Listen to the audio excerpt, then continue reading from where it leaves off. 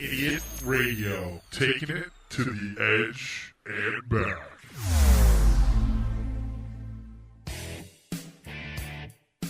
Everybody, thanks for listening to the Triple B Experience.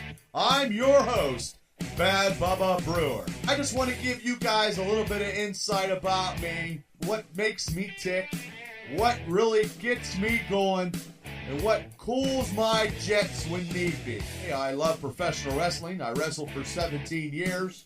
And also, I'm a huge Steeler fan, and I've collected comic books all my life. So I'm going to talk about the stuff that I want to talk about. True experiences that are entertaining, and we recant them stories to you, the masses out there in podcast land.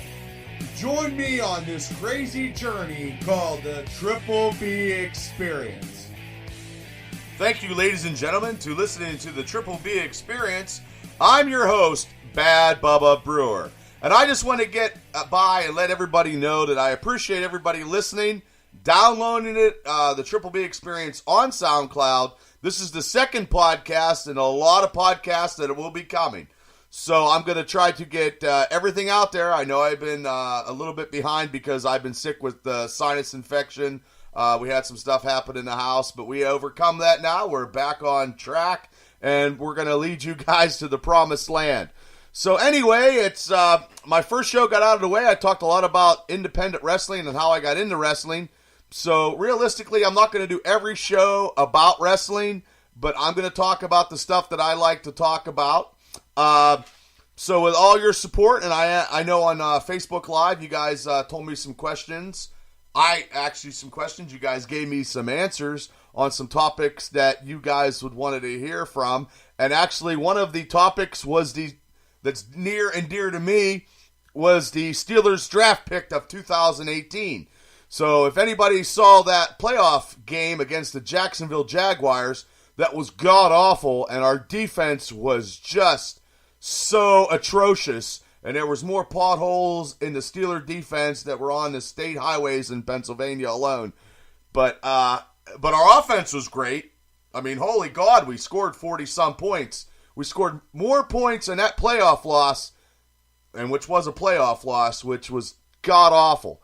So realistically, I was getting ready into the Steelers draft, and the draft now is like 4 days instead of 2 days when I was a kid, which is ridiculous. So Thursday night, I'm sitting at the TV waiting, and by the time the Steelers got up the draft, it was 11 o'clock at night, and I got to get up at 5 o'clock in the morning. So I'm like, holy shit, let's hurry this up, for God's sakes. So the Steelers are up.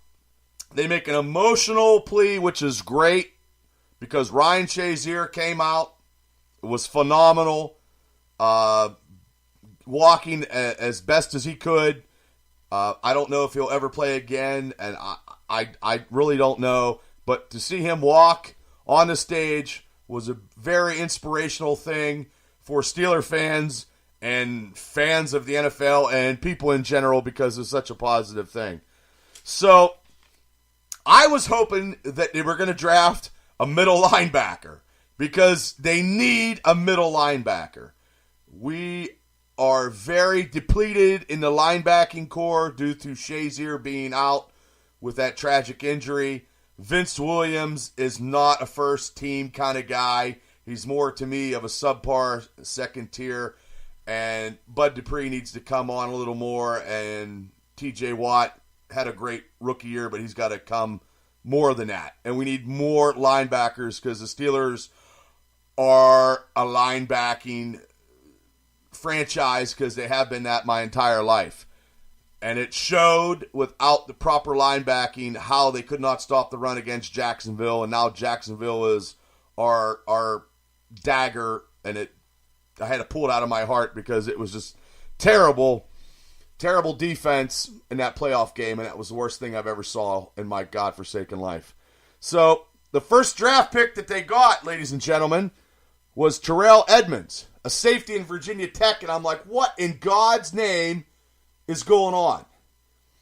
We needed a middle linebacker, and I know that the linebackers that they were looking at were all picked up, which I totally understand, and I totally understand they tried to trade up for that, and it didn't transpire, and they couldn't get what they wanted. But I was like, Jesus, I don't understand it. And that's why I'm an armchair quarterback, and so I don't understand anyway. But I'm very passionate about the Pittsburgh Steelers. But, I mean, they're probably going to make them a hybrid kind of situation and put them in at run defense, but I don't know. Because, honestly, in this draft, they didn't draft any goddamn defense at all. Like, what they needed to. They have so many secondary help, but I don't think secondary and corners are the problem because they got rid of Mike Mitchell so they could fill somebody in that spot, and they signed some stuff in offseason. I just feel that they need some linebackers. But they probably know a lot more than I know because, I mean, I just do podcasts and I have to work for a living and get up where they are actually doing stuff, you know, they know what they're doing. But they drafted him, Terrell Edmunds. His brother is a linebacker. Buffalo Bills drafted him. I can see his speed was a 4.4, so maybe they'll use him. I don't know if he's going to start. You know, I don't know, but I just think that was a reaching kind of pick. That's just my opinion. And then the second round pick, they took James Washington, a receiver out of Oklahoma State. The second pick, they're great on offense, but they need defense, and they go with a second round pick as a receiver. I know they did the Martavius Bryant trade to the Raiders. Okay, I understand that, but we still need defense. I mean, he averaged 20.9 yards per catch in his senior year. Okay, that's pretty good. He's 5'11". He runs a 4.5 and a 40. But his best games, which they might have counted on, was in Heinz Field when he played the Pitt Panthers, and he torched them for 400 yards and 14 catches and touchdowns and just kicked the Pitt Panthers' ass up and down all over the field. But the second round pick, I don't know. He might make something. I don't know. These draft picks are so whatever. The third round pick, I know Ben said he was going to retire. He's got 3 years. They drafted the quarterback from Oklahoma State, Mason Rudolph. He's a big guy. I think he might be better than Landry Jones if he gets some more repetitions in practice. And he's got rookie camp right now as we speak. And I know there's been a little controversy, Ben running his trap. And I'm like, Ben, just shut the hell up. You know what I mean? You're such a fucking... I love Ben Roethlisberger, but Ben Roethlisberger is just a fucking prima donna. Just shut up, play, don't get into the controversy, and just go from there. Okay, Ben? And teach this kid something because he's got a nice frame of 6'5", and he can throw the ball. Okay, and then they got another third-round pick. They got an offensive tackle from Western Michigan who's 6'6". Chukamoa Okamana. I don't know. I fucking mispronounce his name. Susumi. So we'll see. He'll probably, they let Chris Hubbard go, so they need some stuff. They need some extra thing on the line. And there we go again. More offense than defense, ladies and gentlemen. But they did in round 5. They got Marcus Allen, long lost kid of Marcus Allen, a running back. No, I'm kidding on that one. But he was from Penn State. He's a safety. He's 6'2". He's 215 pounds. Let's just say if they put about 10 to 15 pounds on him, I would throw him as a linebacker, but that's me. You know, so these draft picks are not what I would have thought.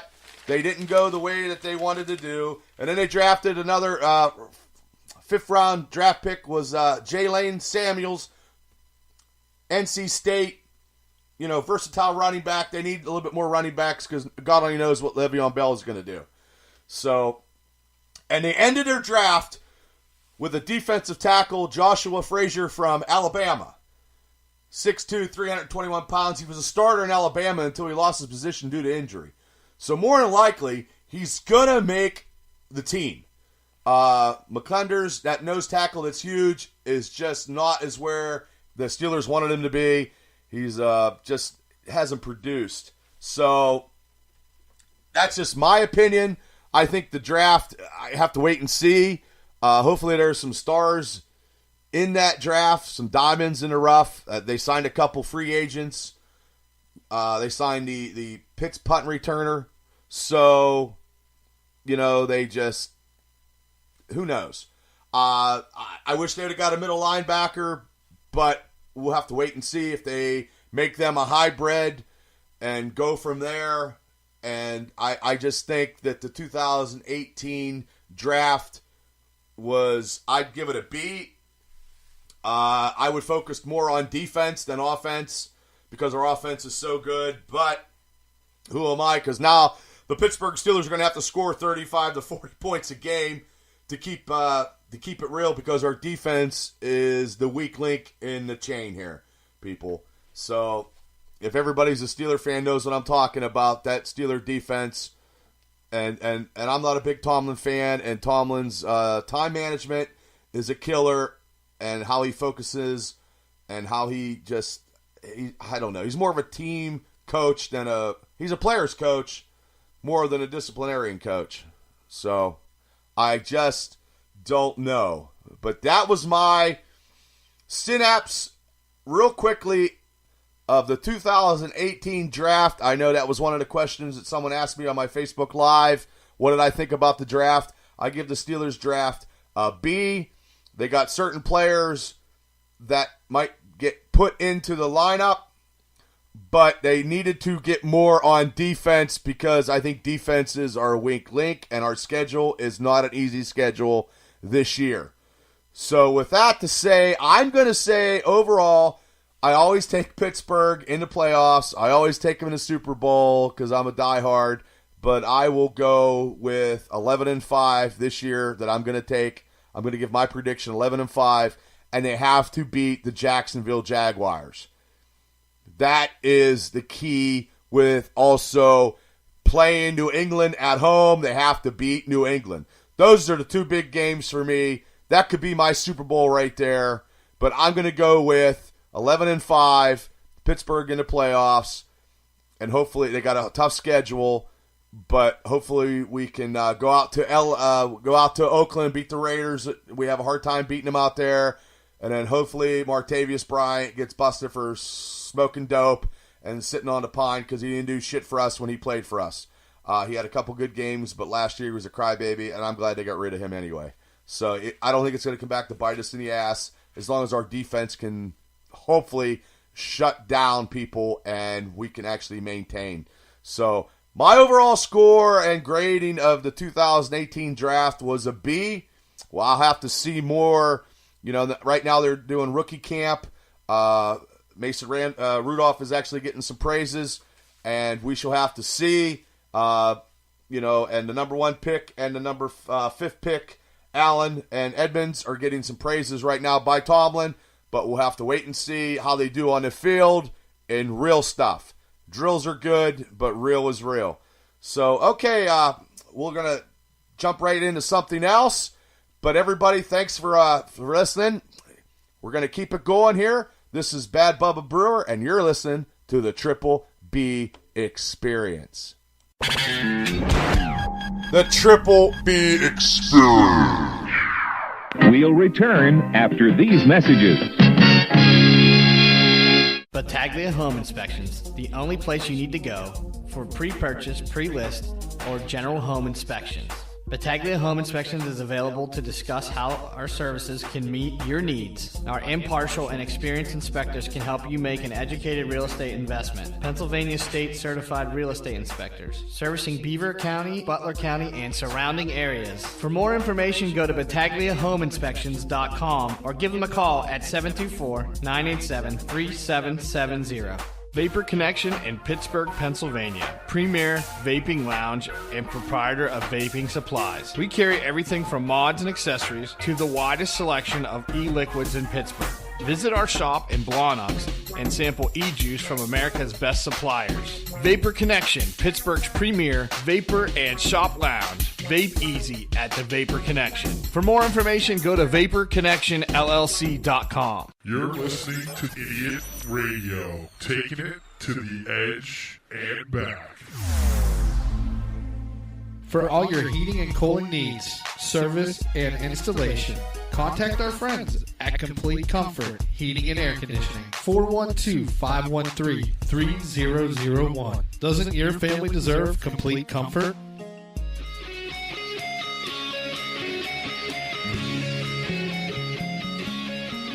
Welcome back, ladies and gentlemen. This is Bad Bubba Brewer, and you're listening to the Triple B Experience on SoundCloud. Download that. On iTunes, you can download that also. And also on iHeartRadio to catch the experiences of all the Triple B Experienced podcasts. So next, let's talk about something that's near to dear to me. We talked about independent wrestling on my first show, about how I got into it. Talked about the Steeler draft. We'll talk a lot more about the Steelers in upcoming podcasts all the time, anytime, I'm sure. Win, lose, or draw. I get excited about that. But also, another thing that also excites me is the comic book genre. Also, right now, it's super hot, is the Marvel Studio movies. And one of the questions was asked by me on my Facebook Live was the difference between Marvel and DC. So, to me, there's a lot of difference. I mean, I understand everybody has their characters that they like, good or bad or unjust.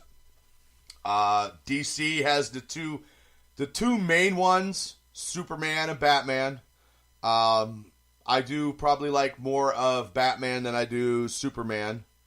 If I chose that route, if I was a DC kind of guy, which I am not a DC guy, I am more of a Marvel guy as I look upon my room, and most of the comic books that I have collected are Marvel. I'm a huge Incredible Hulk fan. I do like the Avengers because I do like a lot of team concepts. Because everything's about a team. The Steelers are about a team to me. Independent wrestling can be about a team because you got the workers, you got the back people. So it's all about a team. This radio stuff on idiotradio.net is about a team. Everything's about a team to me. So I also like team concept books. And I've always been an Avengers fan. You know, I'm not so much into Justice League. I'm not big into... I personally don't like DC because it's just too cheesy for me.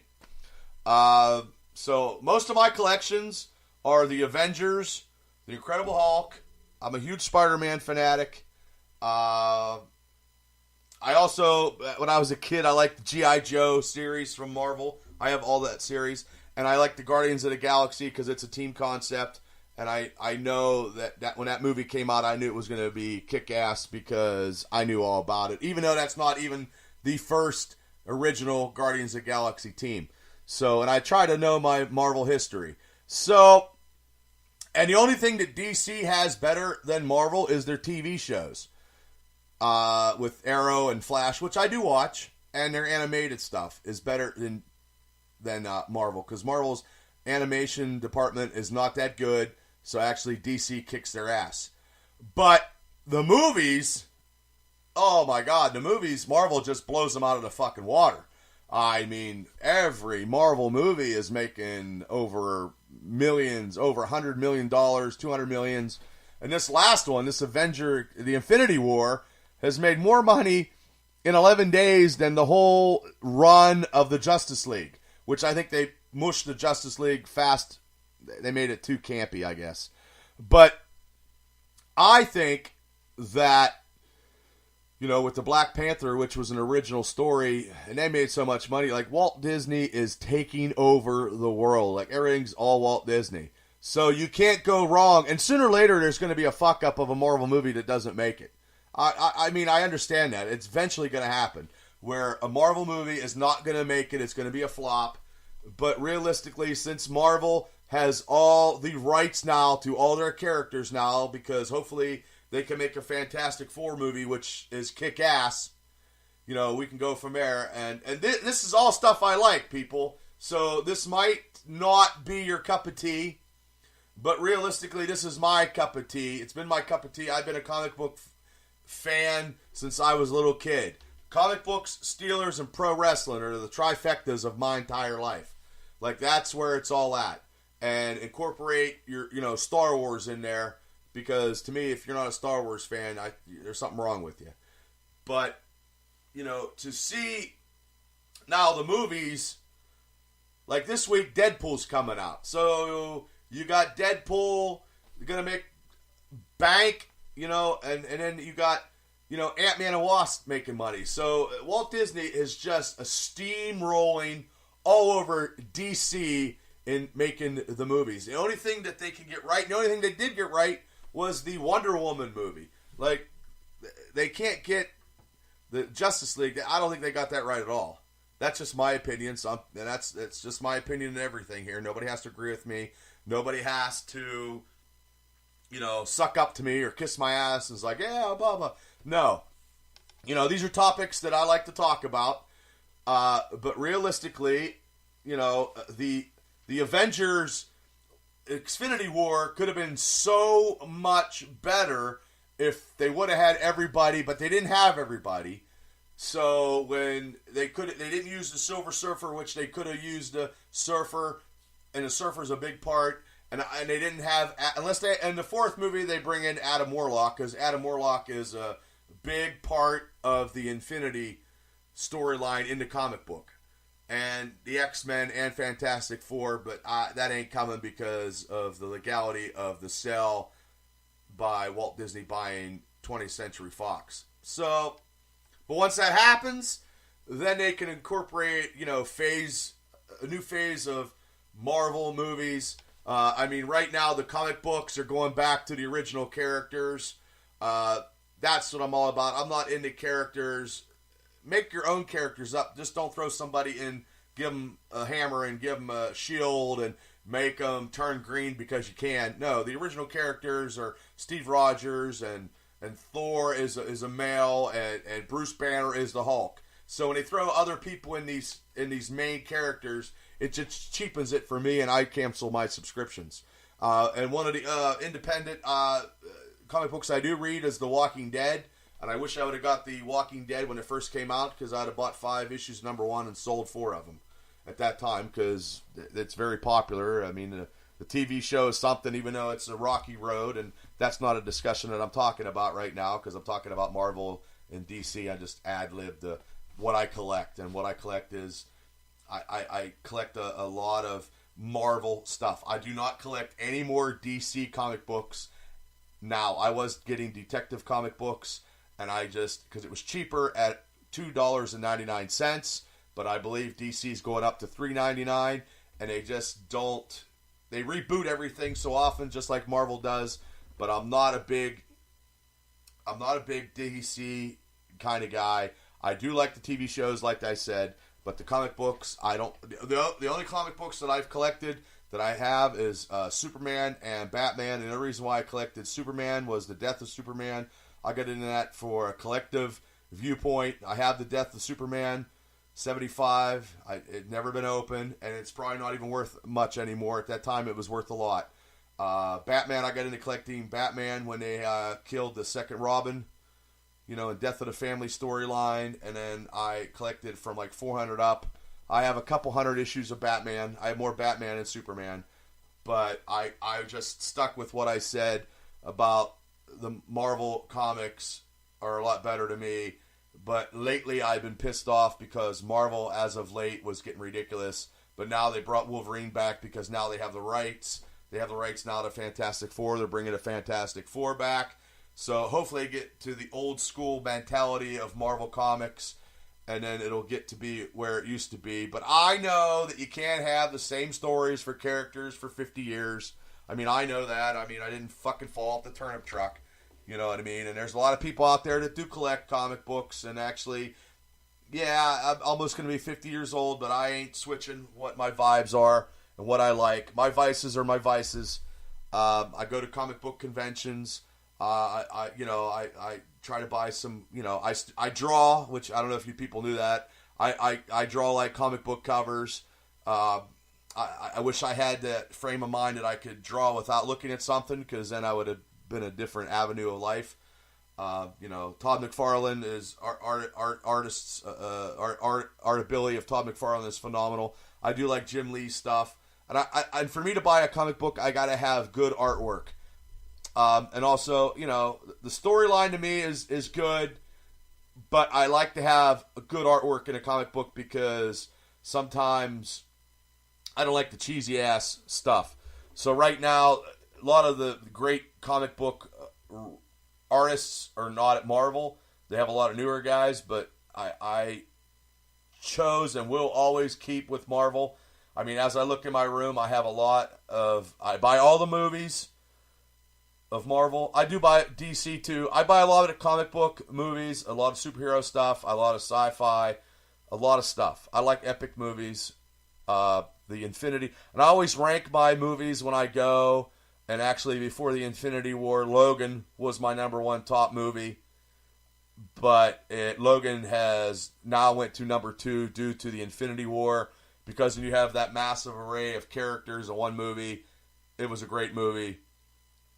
You know, it was the best superhero movie I've ever seen so far. I did like Black Panther, but Black Panther was not my top 5. You know, I did like the original the first of Guardians of the Galaxy, because nobody knew who the hell they were, which I did. I did like Civil War. I like the new Spider-Man. I mean, I have the old stuff, you know. I like Netflix, the Punisher Netflix series. I do like Netflix series. And then right now, I do like the Agents of S.H.I.E.L.D. where they're at. They're incorporating a little bit better, but they need to incorporate the storyline to the movies and vice versa. But I'm just an armchair quarterback. But yeah, that was one of the questions that somebody did ask me. Was Marvel versus DC. I'm pro Marvel. I do like Batman. Superman is I know the truth, justice, and the American way. But when the Hulk and Superman fight, I'm taking the Hulk every day, and I take the Hulk over anybody all the time because I'm always pro Hulk. And realistically, the matter he gets, nobody can beat him anyway. So that's how I look at it, and that's my synapse in a quick fix. And I'll probably talk about other stuff, you know, comparing movies and this and that. But right now, the Infinity War is the greatest superhero movie I've ever seen. But that's just my opinion. And I know Iron Man, the first Iron Man, started it all. And that whole thing is great. It's been a great many years. I don't know why anybody can actually bitch about any type of movies anyway. Because when I was a kid in the 1970s, we had the Incredible Hulk TV show. And all he picked up was a fake fucking rock. And then we had that Spider-Man movie, which looked cheesy. And all he fought was cops, you know, robbers and bank heists. You know, and he helped the cops out. So the biggest thing was the cartoons when I was a kid. So now you got movies that are, the special effects are ungodly. So if anybody's picking, I'm not a movie critic by any means. If I was a movie critic, I'd be making a lot more money in what I'm doing, you know. But my stance is pro Marvel. You guys can take with what, you know, it's America. Everybody's entitled to your opinion. That's why I'm a Star Wars man over Star Trek. I like them both, but Star Wars takes the cake. So, but that was my wrap up of why, you know, Marvel goes over DC, and some people like DC over Marvel. That's why we live in America, and you're entitled to your opinion. So just remember that. You're entitled to your opinion, and just keep going to the movies and keep buying the comic books, because comic books are the greatest treasure that, you know, you can escape in a comic book world. Just read it, you know. You might learn some good vocabulary words. But anyway, that's my take on Marvel versus DC. So just stay tuned. This is Bad Bubba Brewer, and you're listening to the Triple B Experience. The Triple B Experience. We'll return after these messages. For all your heating and cooling needs, service, and installation, contact our friends at Complete Comfort Heating and Air Conditioning. 412-513-3001. Doesn't your family deserve complete comfort? Battaglia Home Inspections, the only place you need to go for pre-purchase, pre-list, or general home inspections. Battaglia Home Inspections is available to discuss how our services can meet your needs. Our impartial and experienced inspectors can help you make an educated real estate investment. Pennsylvania State Certified Real Estate Inspectors, servicing Beaver County, Butler County, and surrounding areas. For more information, go to BattagliaHomeInspections.com or give them a call at 724-987-3770. You're listening to Idiot Radio, taking it to the edge and back. Vapor Connection in Pittsburgh, Pennsylvania. Premier vaping lounge and proprietor of vaping supplies. We carry everything from mods and accessories to the widest selection of e-liquids in Pittsburgh. Visit our shop in Blawnox and sample e-juice from America's best suppliers. Vapor Connection, Pittsburgh's premier vapor and shop lounge. Vape easy at the Vapor Connection. For more information, go to vaporconnectionllc.com. Looking for a creative idea for meetings, business lunches, and special events? Call Spiels on Wheels, food truck and catering, and take the stress away. For more information, call them at 724-244-9881 or on Facebook at facebook.com/spielson.wheels.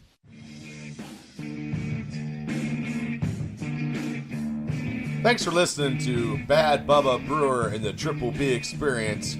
So now we're going to talk about some stuff that people ask me all the time. And I didn't want to do too much wrestling, but you know what? I'm going to. Let's talk about how to run an independent show. Well, I would say go to the bank and take a big loan out and mortgage your house and sell your car. Because that's probably what it's going to take to run an independent show. I tried it for many, many years. I got in debt. I put bills to the side that I didn't pay so I could pay my shows, and I lost my fucking ass on a lot of shows due to doing against the grain, maybe. But realistically, I didn't have a license, so that put me in a pickle. To run shows, you have to have a license in the state of Pennsylvania, because Greg served the Athletic Commission, wants everything by the book. So most of my, well, actually all of my existence in wrestling independently, I never had a license. And we had to rent a license off other people, which costs money, and then they can gouge the fucking price and make it how they want to. So, hey, Bubba, do you need my license? Well, it'll be a couple $100 more than usual. So I was like, yeah, that sucks. So you gotta have a license. You gotta have a doctor at all your events. I always had a doctor. It always cost me $150 later on, but then I had doctors that would just extort money out of us at the time when the APWF was at Club Extreme in downtown Indiana. So at that time, you had to pay for the building, which was $500. You had to pay for a doctor. I think this time, this fucking doctor was $400. And then you had to pay a couple $100 for the promoting license. So right there and then, you're almost over $1,000 before you got your talent. So right there and then, and we only had seats for 250 people. How the fuck are we going to make a profit? Realistically. There is no profit to be made at that time. It didn't happen. And I didn't know I didn't do more of the books, which I should have. I shouldn't have. Just because you want to book people doesn't mean you're going to get people to come. Even though you book a name, you could lose your ass. You got to build stuff. I believe you have to build it in a grassroots, and you have to build it like I'm building this podcast. You have to build an independent company, and you have to build it, and you have to get people to come to feel it, to get there, to come to your show. And realistically, at the time when I was doing it, they were coming, they only cared about me, most of them. And that's not what you wanted to do, because I know when I turned heel, they didn't give a fuck. You know what I mean? They cheered me steal, and I'm like, oh God, this is not what we need to be doing. So, logistically, and you got to have a ring. That is a key to having a company and running independent wrestling, is you got to have your own ring, so you're not situated where you're not being able to do anything because you're getting extorted because they can hold up the ring if you don't have it. And that many years later, I bought my own ring. And I sold it, of course, for a fucking cheap-ass price. But I had my own ring. And I stored it, and that cost money, too. Because I didn't have a training facility, because I had the K Arena at that time. And yes, I had shows at the K Arena. And those shows, were too long. And the guys came in at an economical price, God bless them. But they were way too long. And independent shows, to me, should only be 2.5 hours because you lose everybody because everybody has a short attention span and people got shit to do and you got to tear down. And that's another thing, too. Setting up and tearing down. You couldn't get anybody.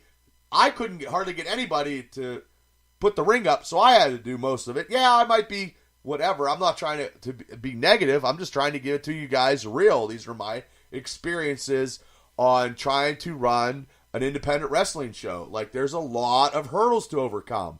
And yes, if I had an extra $10,000 for talent, I could probably book bigger and better talent.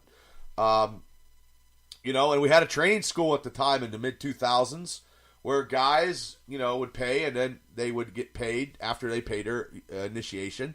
And I would give them $25. You know what I mean? I tried to pay everybody.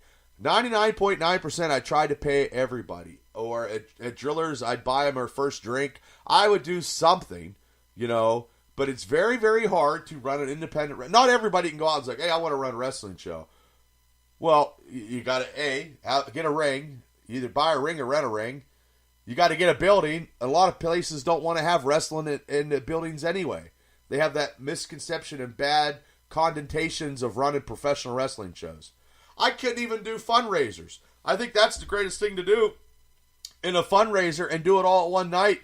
And you book your talent and do whatever, and they pay for your show, and they make all their money in concessions, and they can get small game of chance, and they can do all that. So, I mean, this is just one topic that could be 17 topics about what it needs to be. But I'm just talking about my experiences, which I'm sure I'll talk about this over and over and over again on my Triple B experiences on the podcast, about how shows, you know, went crazy, went down. I lost a lot of money running shows. I remember one show, we booked a show, an anniversary show of the APWF. We booked a show, we competed against the Penguin playoffs. I lost my ass. I lost everything. I went fucking ballistic. I was ready to snap. And that was one of the reasons why I moved to Florida. And that's another situation that, well, I'll get into in one of my podcasts. You know what I mean? But yeah, I lost everything. We had 65 people at the show at Punxsutawney Community Center. Are you kidding me? You kidding me? And people aren't coming to see me like they used to back in the day. So, you know, and if you get cheap on your posters and tickets, that's what you get too. You can't be cheap. Now, hindsight's 2020. I can sit back, you know, in my lovely studio here and come up with the greatest ideas in the world and book talent and do whatever. But I think nowadays the talent of independent wrestling is actually jacked up. You're not getting the $25 to $40 guys anymore, $50 guys. It's probably costing you $100. So to book a show, and you don't want to go cheap. You know what I mean? You don't need a guy wrestling twice or 3 times a show. You know, and people always got something to do. And I always realized to run shows, if it didn't have alcohol, you were in serious trouble. You know what I mean? People want to drink. Indiana County, no offense, people want to drink, they want to party.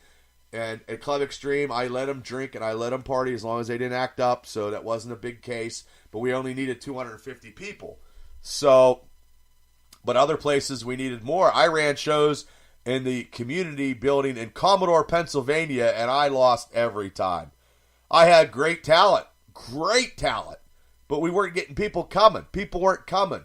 People aren't getting in their cars and driving. They're not going to drive another 8 miles away. So it's very, very hard. And you have to have the pulse of the people. You know, I wish I had Facebook and Twitter and all that stuff back in the day when we were running shows. You know what I mean?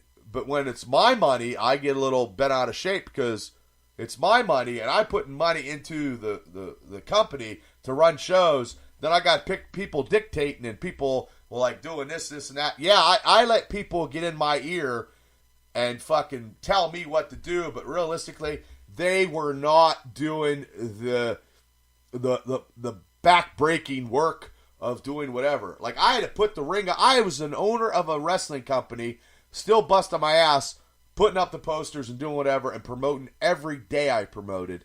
And I had to put up the ring and I had to tear it down. Yeah, so that sucks. You know what I mean? It's very hard work. And then when actually I get a promoting license, I cannot rent it out to other companies because everything had to be the Allied Powers Wrestling Federation because I don't want to get in trouble. I don't want to get my license and then lose it like my first time running shows. So realistically, and people are like, oh, I wish you'd run again, Bubba, and I wish you'd do that. Yeah, I wish I could too. But realistically, you have to have a good team.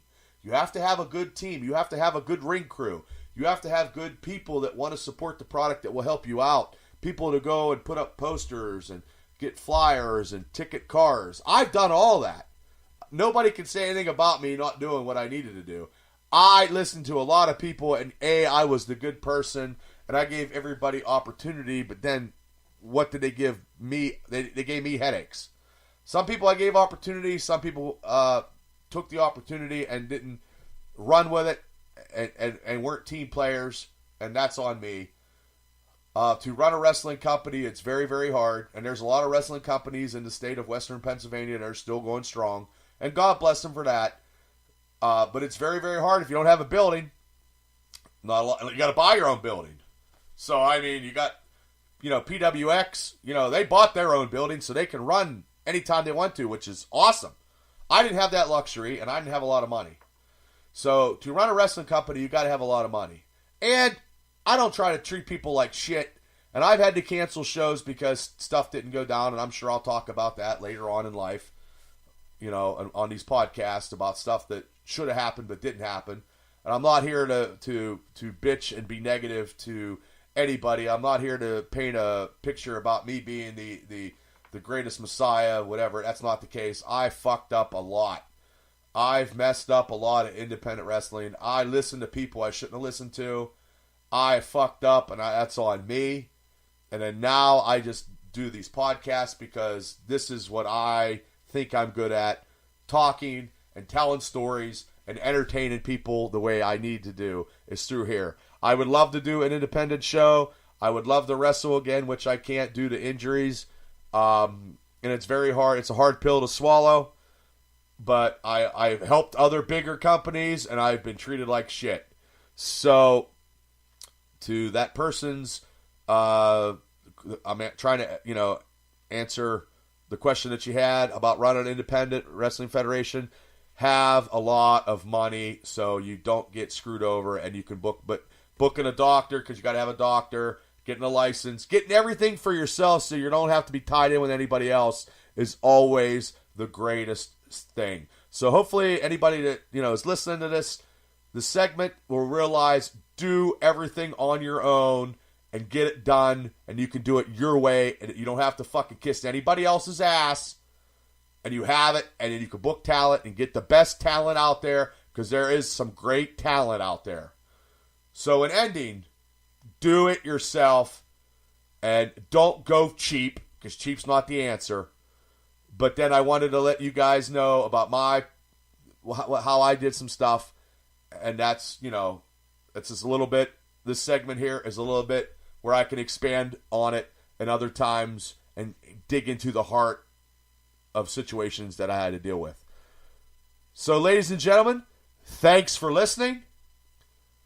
Support the Triple B Experience on SoundCloud, iTunes, and iHeartRadio. Download them all. Catch me on Facebook and give me more questions, and I will answer them to the best of my ability.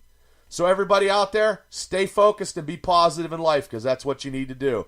Being positive, negativity don't get you guys anywhere. So thanks for listening. I'm Bad Bubba Brewer, and you're listening to the Triple B Experience.